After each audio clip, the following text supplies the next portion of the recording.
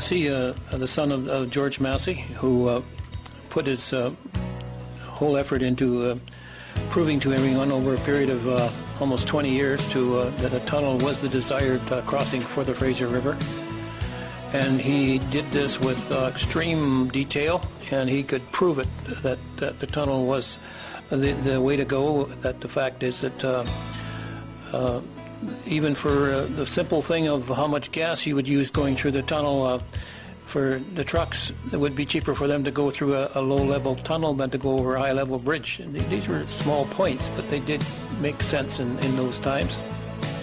And he drew his own maps, made his own maps up, and had his own standing rig to hold the map. And that's all in the file at the museum in Ladner. And he took this everywhere he went, and he started out with the Board of Trade when he first got started, and then he wasn't satisfied with the progress there, so he formed the Lower Fraser River Crossing Improvements Association.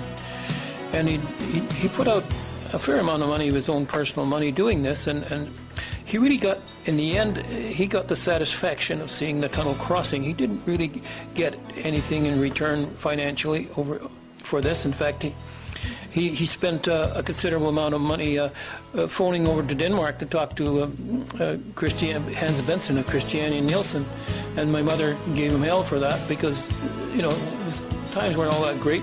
In those days, to phone over to Denmark cost pretty costly. I think he did it 2 or 3 times.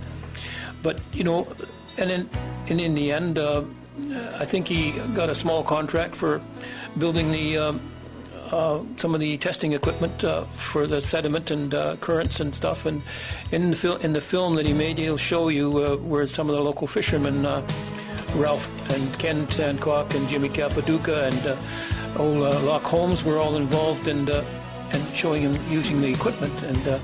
And that's basically the maximum that my father got out of it. And but in the end, he got the satisfaction of, he worked so hard, and he got the satisfaction of knowing that finally his dream and his vision was finally accomplished.